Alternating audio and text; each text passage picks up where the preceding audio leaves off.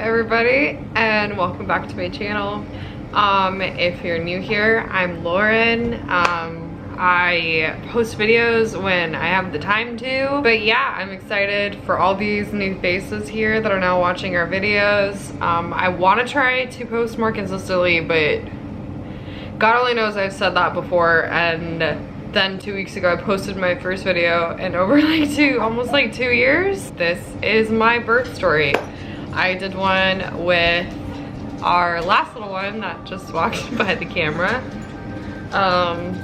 after I had him, and now I'm gonna do one with my other little one that I just had back in September. There's probably gonna be a lot of cutscenes in this video because I am filming this with my 2-year-old. This is Atreus, and our other little baby, Alaric, who this story is about. And if you're interested in learning about my birth story as a second-time mom, then keep on watching. Well, since I sat down literally 5 minutes ago to start filming this, I've had to since feed my 2-year-old lunch, and my baby is right here in his little chair.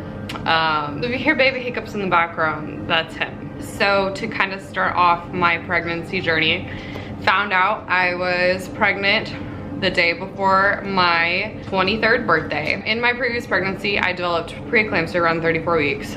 So to start off my pregnancy journey in general, they had started me on low-dose aspirin to hopefully prevent the preeclampsia from coming. I had a lot of anxiety this entire pregnancy, so I did decide to take a anti-anxiety that was safe to take during pregnancy, and took that throughout as well. He was due September 19th, 2022.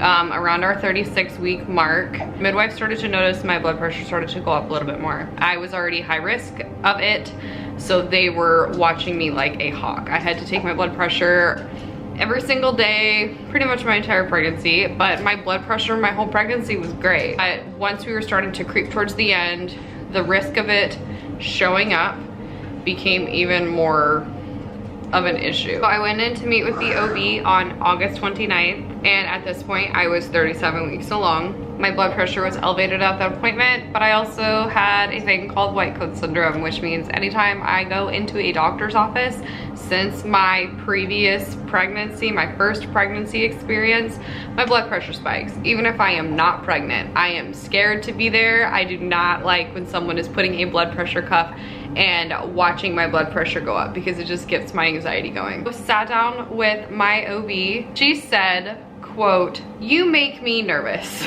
This, like, having history of preeclampsia, you make me nervous. If you are comfortable with it, I think we should start induction this weekend. It would be outpatient induction, and what that means is I drive an hour into almost an hour of where we would be delivering, go to OB triage, take a thing called misoprostol for 2 hours, basically sit there, baby's monitored, I'm monitored, and it should naturally induce labor. Misoprostol is a cervical ripener, and so it's to get stuff naturally going. They wanted to try to kickstart my labor. We went in on that Saturday morning at 8 a.m. I was not effaced, I was not dilated, nothing at the start of that appointment. And so we started doing the misoprostol. They checked me at the end of the appointment. I was 70% effaced. So what that means is I was 70% thinned out. So I could have gone into labor I could go into labor that night. I could go into labor like that next day. Like, it's just kind of up in the air, but stuff's working. So I go in that next morning, same time, same place, do the misoprostol again. They check me, dilated to about a 1. Again, could go into labor that night, could go into labor the next day, go into labor the following day. It's just all up in the air, like it could happen at any time. The OB tells me that if by Monday morning, because we started the induction on a Saturday, went in for a Sunday, she said if by that Monday morning, I would really like to admit you for inpatient induction. So what that would mean, it was just be more consistent misoprostol schedule. So I would get it remember that correctly, once every 2 hours. I'd be monitored for 30 minutes. They'd take me off the monitors, and then I could walk around and do as I pleased. It was a lot better of an experience this time around because I didn't have the preeclampsia. I didn't have to be hooked up to IVs constantly. I just had to have a PICC line that if something happened, they can give me whatever I need. But I could just walk around, I could watch TV, I could bounce on the yoga ball, and I was mentally clear this time. Having had preeclampsia in the past and being put on something called magnesium sulfate. If you've watched my last birth story, or if you've watched my last birth video, I had double vision. I couldn't focus on anything. I didn't know what I was saying half the time. It just makes you feel like you have the flu. So to not experience any of that this time around was the best feeling in the world. So it's now Labor Day, September 5th at this point. The day before my husband and going to be 2-year-old's birthday. Am I gonna have 2 children have the same birthday unintentionally? Because Alaric, he was due the 19th and Atreus was a month early and he was going to be born October 3rd. That was his due date. I'm just sitting like, what are the odds of this? The odds of Atreus already sharing a birthday with my husband, and now the odds of me having another baby on the same day. Very slim odds. It's Labor Day. Contractions are starting to pick up a little bit pain-wise. I do have a very high pain threshold, but at this point, it was about 8 o'clock, 9 o'clock at night, and I was like, this is starting to hurt. I would like to get an epidural. So they go ahead, call the anesthesiologist in to give me my epidural. She places the epidural. We wait 20 minutes to see if it kicks in. I start to feel the pain kind of dilute a little bit and not be as strong. I'm still feeling my contractions 100% even with that epidural in. So the anesthesiologist decides to have me sit on the side of the bed, do the shot again, take the epidural out, replace it with a new epidural. This one works, thank God.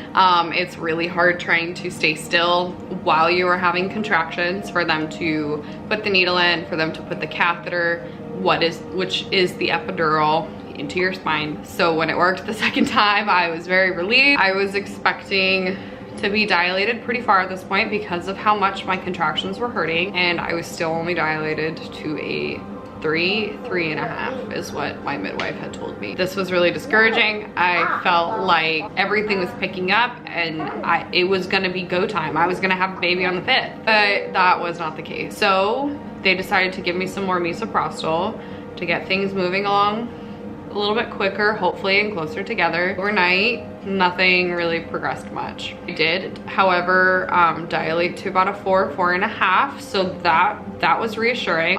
But around 8 o'clock the next morning, they decided to break my water to start getting my contractions closer together and more progressive with getting the baby out. And that is exactly what happened.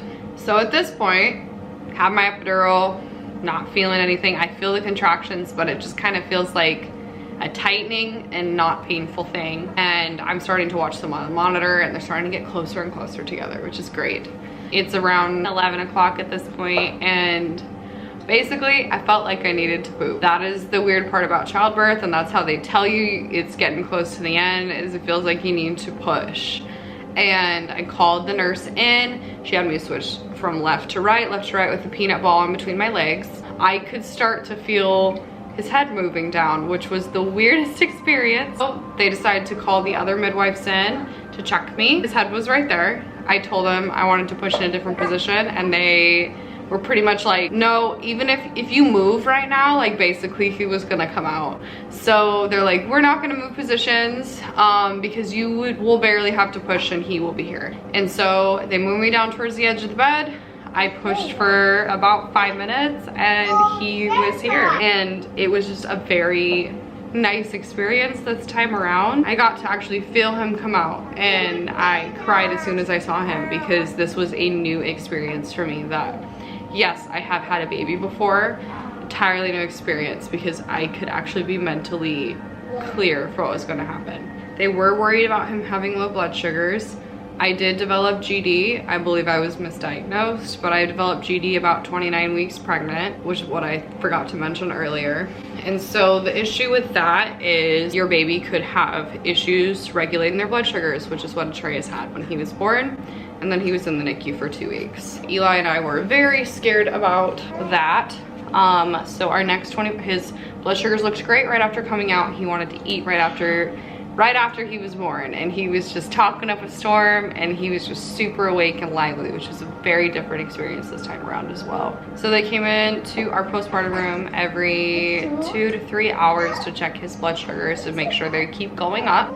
He got 1 great blood sugar, another great blood sugar. You have to have 4 good blood sugars to go home. 3rd blood sugar, great. 4th blood sugar started to plummet, and it brought up a new level of PTSD from both Eli and I because of what happened last time. They brought in this, it's basically like this glucose gel.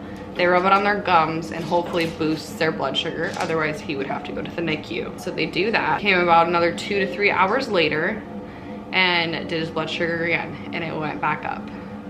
And then 2 and 3 hours later, another one, and our 4th one, and then we were good to go home. I just hope that this birth story gives someone some reassurance that just because the first time you have a crappy birth experience does not mean that you will a second time. I had so much anxiety around being pregnant, around giving birth, and I just wanted to have a healthy baby. I just wanted I wanted to be healthy because I was not last time. I didn't realize it until later, but I could have died last time. Preeclampsia is something that is very dangerous, and I feel like there's not a whole lot of awareness that is put towards it. And there's also not a lot of research that's put towards it. So I can only hope that in the future that is done. Being that my doctors can't even explain to me why I had it the first time and then didn't have it this time. On a lighter note, now have a very large, almost 3-month-old baby. Thank you for watching this video.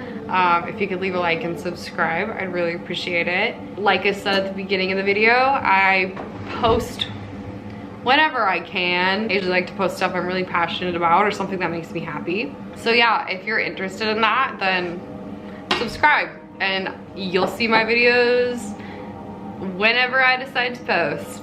Thanks for watching. Bye.